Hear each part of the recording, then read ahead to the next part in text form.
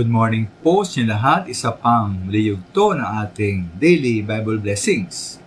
Pamagat po ng ating aralin ngayong umaga ay paggalang sa paniniwala ng iba. Paggalang sa paniniwala ng iba.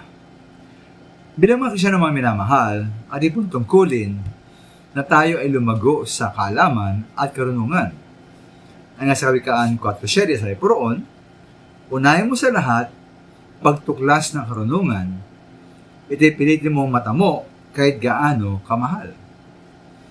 At ang pagkakaroon po ng karunungan ay ayon sa Kawikaan 16:16 ay higit na mainam sa ginto.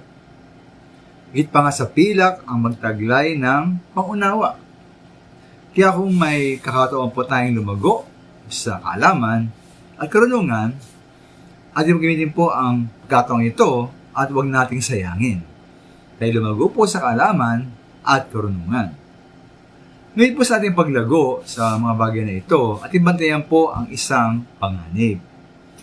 Na mag-akalang, dahil tayo marunong, marami alam, at yung akalain na lagi tayong tama. Hindi na natin igalang ang kaalaman at paniniwala ng iba. Kaya maganda po sabi po ni Pablo dito sa Roma 14:3-4, sabi niya po, huwag hamakin ng taong kumakain ng anuman, ang taong kumakain ng gulay lamang. At huwag namang hatulan na kumakain ng gulay lamang ang taong kumakain ng anuman, sapagkat siya ay tinatanggap din ng Diyos.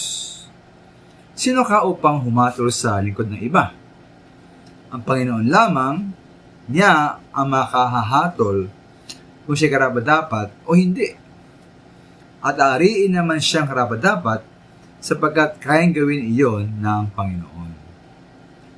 Manalakad po, para tayong mga Kristiyano, mali pa rin tayong magkaroon ng pagkakaiba sa opinyon at mga paniniwala.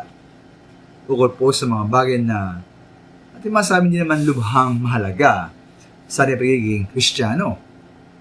Bawal lang po yung tulad ng estilo ng pagsamba o worship style, mauri ng pagkain, estilo ng panamit o paano tayo nagsusuot ng damit, anong klaseng damit, uri ng libangan, iba pang mga bagay.